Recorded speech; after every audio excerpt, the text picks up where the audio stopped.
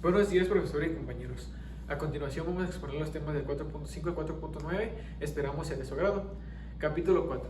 Derechos de preferencia, antigüedad y descenso. Artículo 154. Los patrones estarán obligados a preferir en igualdad de circunstancias a los trabajadores mexicanos respecto de quienes no lo sean, a quienes les hayan servido satisfactoriamente por mayor tiempo, a quienes no teniendo ninguna otra fuente de ingreso económico tengan a su cargo una familia, a los que hayan terminado su educación básica obligatoria, a los capacitados respecto de los que no lo sean, a los que tengan mayor aptitud y conocimiento para realizar un trabajo y los sindicalizados respecto a quienes no lo estén. Si existe contrato colectivo y este contiene cláusulas de admisión, la preferencia para ocupar las vacantes o puestos de una nueva creación se regirá por lo que disponga el contrato colectivo y el estatuto sindical. Se entiende por sindicalizado a todo trabajador que se encuentre agremiado a cualquier organización sindical legalmente constituida. Artículo 155. Los trabajadores que se encuentren en los casos del artículo anterior y que aspiren a un puesto o vacante de nueva creación deberán presentar una solicitud a la empresa o establecimiento indicando su domicilio y su nacionalidad. Si tienen a su cargo una familia y quienes dependen económicamente de ellos, si prestaron servicio con anterioridad y por qué tiempo, la naturaleza de trabajo que desempeñaron y la denominación del sindicato al que pertenezcan, a fin de que sean llamados al ocurrir alguna vacante o crearse algún puesto nuevo, o presentarse a la empresa o establecimiento al momento de ocurrir la vacante o de crearse el puesto, comprobando la causa en que se funden sus solicitudes. Artículo 156.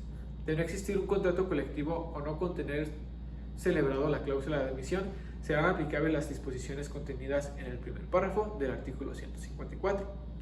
A los trabajadores que habitualmente, sin tener el carácter de trabajadores de planta, prestan servicios en una empresa o establecimiento supliendo las vacantes transitorias o temporales, y a los que desempeñen trabajos extraordinarios o para obra determinada que no constituyan una actividad normal o permanente de la empresa. Artículo 157. El incumplimiento de las obligaciones contenidas en los artículos 154 y 156 da derecho al trabajador para solicitar ante el tribunal a su elección que se le otorgue el puesto correspondiente o se le indemnice con el importe de 3 meses de salario. Tendrá además derecho a que se le paguen los salarios e intereses en su caso, a que se le refiere el párrafo segundo del artículo 48. Artículo 158. Los trabajadores de planta y los mencionados en el artículo 156 tienen derecho en cada empresa o establecimiento a que se determine su antigüedad. Una comisión integrada con representación de los trabajadores y del patrón formulará el cuadro general de las antigüedades distribuido por categorías de cada profesión u oficio y ordenará que se le dé publicidad. Los trabajadores inconformes podrán formular objeciones ante la comisión y recurrir a la resolución ante el tribunal. Artículo 159. Las vacantes definitivas, las provisionales con duración mayor de 30 días y los puestos de nueva creación serán cubiertos por el trabajador que tenga categoría o rango inmediato inferior, así como mayor capacitación con mayor antigüedad, demuestre mayor aptitud, acredite mayor productividad y sea apto para el puesto. Artículo 160. Cuando se trate de vacantes de menores de 30 días, se estará a lo dispuesto en el párrafo primero del artículo anterior. Artículo 161. Cuando la relación de trabajo haya tenido una duración de más de 20 años, el patrón solo podrá rescindirla por alguna de las causas señaladas en el artículo 47, que sea particularmente grave o que haga imposible su continuación, pero se le impondrá al trabajador la corrección disciplinaria que corresponda, respetando los derechos que deriven de su antigüedad. La repetición de la falta o la comisión de otra u otras que constituyan una causa legal de rescisión deja sin efecto la disposición anterior. Artículo 162. Los trabajadores de planta tienen derecho a una prima de antigüedad de conformidad con las normas siguientes. 1. La prima de antigüedad consistirá en el importe de 12 días de salario por cada año de servicios. Para determinar el monto del salario, se estará a lo dispuesto en los artículos 485 y 486 según el párrafo 2. 3. La prima de antigüedad se pagará a los trabajadores que se separen voluntariamente de su empleo siempre que hayan cumplido 15 años de servicios, por lo menos. Asimismo, se pagará a los que se separen por causa justificada y a los que sean separados de su empleo, independientemente de la justificación o injustificación del despido. 4. Para el pago de la prima en los casos de retiro voluntario de los trabajadores, se le observarán las normas siguientes. A. Si el número de trabajadores que se retira dentro del término de año no excede del 10% del total de los trabajadores de la empresa o establecimiento o de los de una categoría determinada, el pago se hará en el momento del retiro. B. Si el número de trabajadores que se retira excede del 10%, se le pagará a los que primeramente se retiren y podrá diferirse para el año siguiente el pago a los trabajadores que excedan de dicho porcentaje. C. Si el retiro se efectúa al mismo tiempo por un número de trabajadores mayor del porcentaje mencionado, se cubrirá la prima a los que tengan mayor antigüedad y podrá diferirse para el año siguiente el pago de los que corresponda a los restantes trabajadores. 5. En caso de muerte del trabajador, cualquier que sea su antigüedad, la prima que corresponda se pagará a las personas mencionadas en el artículo 501. Y 6. La prima de antigüedad a que se refiere este artículo se cubrirá a los trabajadores o sus beneficiarios, independientemente de cualquier otra prestación que le corresponda. A continuación, mi compañero Juan Carlos continuará el siguiente subtema. Capítulo 5. Invenciones de los trabajadores. Artículo 163. La atribución de los derechos al nombre y a la propiedad y explotación de las invenciones realizadas en la empresa se regirá por las siguientes normas. Número 1. El inventor tendrá derecho a que su nombre figure como autor de la invención. 2. Cuando el trabajador se dedica a trabajos de investigación o de perfeccionamiento, los procedimientos utilizados por la empresa, por cuenta de esta, la propiedad de la invención y el derecho a la explotación de la patente corresponderá al patrón. El inventor, independientemente del salario que hubiese percibido, tendrá derecho a una compensación complementaria que se fijará por convenio de las partes o por el tribunal cuando la importancia de la invención y los beneficios puedan reportar al patrón no guarden proporción con el salario. Número 3.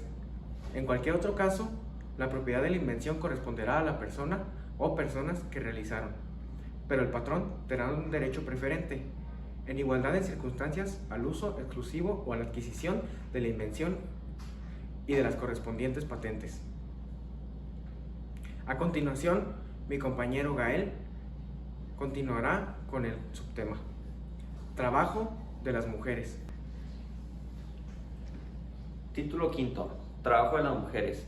Artículo 164. Las mujeres disfrutarán de los mismos derechos y tienen las mismas obligaciones que los hombres, garantía que se establece en lo general y específicamente en función de la protección de los trabajadores y trabajadoras con responsabilidades familiares, asegurando la igualdad de trato y oportunidades.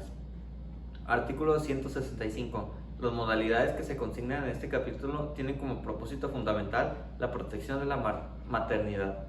Artículo 166.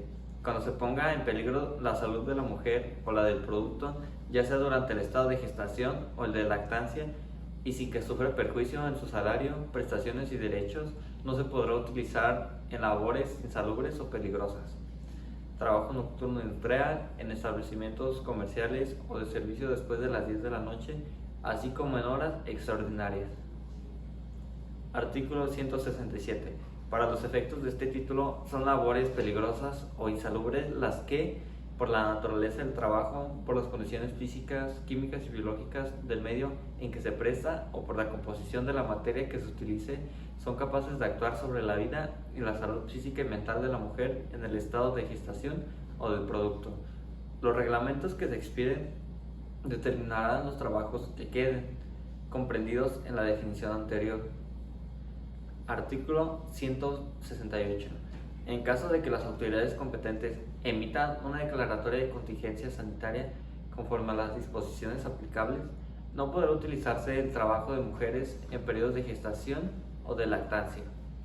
Las trabajadoras que se encuentren en este supuesto no sufrirán perjuicio en el salario, prestaciones y derechos. cuando con motivo de la declaratoria de contingencia sanitaria se ordene la suspensión general de labores a las mujeres en periodos de gestación o de lactancia. Será aplicable lo dispuesto por el artículo 429, fracción 4 de esta ley. Artículo 169, se deroga. Artículo 170. Las madres trabajadoras tendrán los siguientes derechos. Número 1. Durante el periodo de embarazo no se realizarán trabajos que exijan esfuerzos considerables y signifiquen un peligro para su salud en relación con la gestación, tales como levantar, tirar, empujar grandes pesos que produzcan trepidación, estar de pie durante largo tiempo o que actúen o puedan alterar su estado físico y nervioso. Número 2. Disfrutarán de un descanso de 6 semanas anteriores y 6 posteriores al parto, a la solicitud expresa de la trabajadora previa, autorización escrita del médico de la institución de seguridad social que le corresponda o, en su caso, del servicio de salud que otorgue el patrón, tomando en cuenta que la opinión del patrón y la naturaleza del trabajo que desempeñe. Se podrá transferir hasta 4 las 6 semanas de descanso previos al parto para después el mismo, en caso que los hijos hayan nacido con cualquier tipo de discapacidad o requieran atención médica hospitalaria. El descanso podrá ser de hasta 8 semanas posteriores al parto, previa presentación del certificado médico correspondiente en caso de que se presente autorización de médicos particulares. Este deberá contener el nombre, número de cédula profesional, quien lo expida, la fecha, el estado médico de la trabajadora. Número 2 bis. En caso de adopción de un infante, disfrutarán de un descanso de 6 semanas con goce de sueldo, posteriores al día en que lo reciban. Número 3. Los periodos de descanso a que se refiere la fracción anterior se prorrogan por el tiempo necesario en el caso de que se encuentren imposibilitadas para trabajar a causa del embarazo o del parto. Número 4. En el periodo de lactancia, hasta por el término máximo de 6 meses, tendrán dos reposos extraordinarios por día, de media hora cada uno, para alimentar a sus hijos en lugar adecuado e higiénico que designe la empresa, o bien, cuando esta no sea posible, previo acuerdo con el patrón, se reducirá en 1 hora de su jornada de trabajo durante el periodo señalado. Número 5. Durante los periodos de descanso a que se refiere la fracción número 2, percibirán su salario íntegro. En los casos de prórroga mencionados en la fracción 3, tendrán derecho al 50% de su salario por un periodo no mayor de 60 días. Número 6. Al regresar al puesto que desempeñaban, siempre que no haya transcurrido más de 1 año de la fecha del parto. Número 7. A que se computen la antigüedad de los periodos pre- y postnatales. Artículo 170 bis. Los padres o madres de menores diagnosticados con cualquier tipo de cáncer gozarán de la licencia que se refiere al artículo 140 bis de la Ley del Seguro Social en términos referidos, con la intención de acompañar a los mencionados pacientes en sus correspondientes tratamientos médicos. Trabajo de los menores. Artículo 173. El trabajo de los menores queda sujeto a vigilancia y protección especiales de las autoridades del trabajo, tanto federales como locales. La Secretaría del Trabajo y Previsión Social, en coordinación con las autoridades del trabajo en las entidades federativas, desarrollarán programas que permitan identificar y erradicar el trabajo infantil. Bueno, en el artículo 174, los mayores de 15 y menores de 18 años deberán obtener un certificado médico que acredite su aptitud para el trabajo y someterse a los exámenes médicos que periódicamente ordenen las autoridades laborales. Sin estos requisitos, ningún patrón podrá utilizar sus servicios. En el artículo 175 está prohibida la utilización del trabajo de los menores de 18 años. En la primera fracción, en establecimientos no industriales después de las 10 de la noche. Y en la segunda fracción, en expendios de bebidas embriagantes de consumo inmediato, cantinas o tabernas y centros de vicio. En la tercera fracción, en trabajos susceptibles de afectar su moralidad o buenas costumbres.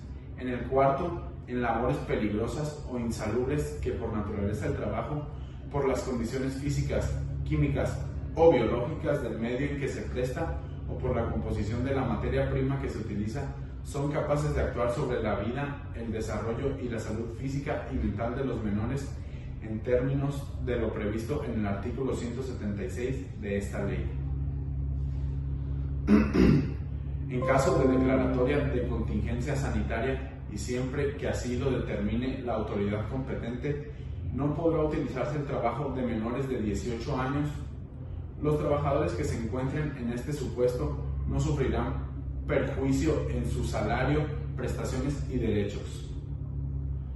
Cuando, con motivo de la declaratoria de contingencia sanitaria, se ordene la suspensión general de labores a los menores de 18 años, les será aplicable lo dispuesto por el artículo 429, fracción 4 de esta ley.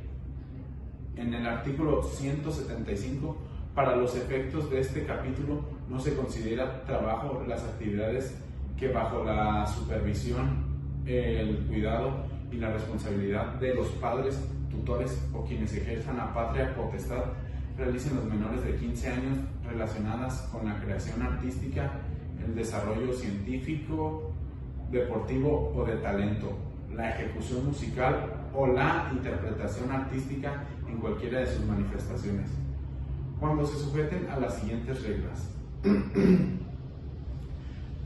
Inciso A, la relación establecida con el solicitante deberá constar por escrito y contendrá el consentimiento expreso que en nombre del manifiesten los padres, tutores o quienes ejerzan la patria potestad, así como la incorporación del compromiso que asuma el solicitante de respetar a favor del mismo menor los derechos que la Constitución, los convenios internacionales y las leyes federales y locales reconozcan a favor de la niñez.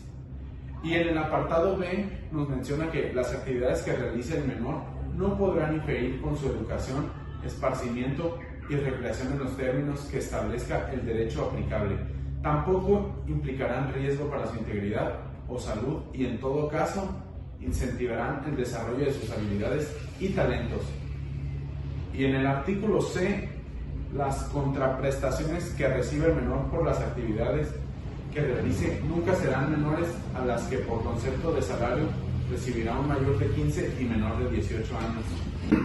En el artículo 176, para los efectos del trabajo de los menores, además de lo que dispongan las leyes, reglamentos y normas aplicables, se considerarán como labores peligrosas o insalubres las que impliquen la exposición a ruido, vibraciones, radiaciones ionizantes y no ionizantes, infrarrojos o ultravioletas, condiciones térmicas elevadas o abatidas o presiones ambientales anormales. También a agentes químicos contaminantes del ambiente laboral, también en residuos peligrosos, agentes biológicos o enfermedades infectocontagiosas. También se tomará en cuenta la de fauna peligrosa o flora nociva. En las labores nocturnas, industriales o del trabajo después de las 22 horas, de rescate, salvamento y brigadas contra siniestros, también en altura o espacios confinados en las cuales se operen equipos y procesos críticos donde se manejen sustancias químicas peligrosas que puedan ocasionar accidentes mayores.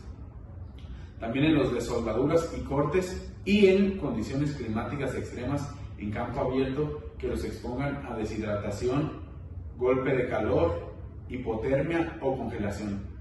También en vialidades con amplio volumen de tránsito vehicular y también en agrícolas forestales, de aserradero, silvícolas de pesca y caza. También en productivas de las industrias gasera, del cemento, minera, del hierro y el acero, petrolera y nuclear. También en las productivas de las industrias ladrillera, vidriera, cerámica y cerera. También en las productivas de la industria tabacalera. También en las relacionadas con la generación de transmisión y distribución de electricidad y el mantenimiento de instalaciones eléctricas. Y en obras de construcción o también que tengan responsabilidad directa sobre el cuidado de personas o la custodia de bienes y valores. También con alto grado de dificultad en apremio de tiempo que demandan alta corresponsabilidad o que requieren de concentración y atención sostenidas.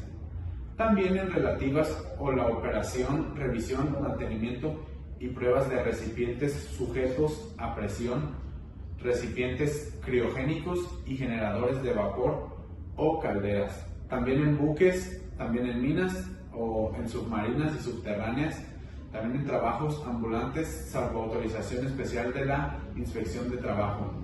En la tercera sección, el esfuerzo físico moderado y pesado, cargas superiores a los 7 kilogramos, posturas forzadas o con movimientos repetitivos por periodos prolongados que alteren su sistema musculoesquelético. En el cuarto apartado, el manejo de transporte, almacenamiento o despacho de sustancias químicas peligrosas. En el quinto apartado, operación y mantenimiento de maquinaria, equipo o herramientas mecánicas, eléctricas, neumáticas o motorizadas que puedan generar amputaciones, fracturas o lesiones graves. En la sexta sección, manejo de vehículos motorizados, incluido su mantenimiento mecánico y eléctrico. En la séptima fracción, en el uso de herramientas manuales punzocortantes, las actividades previstas en este artículo para los menores de 18 años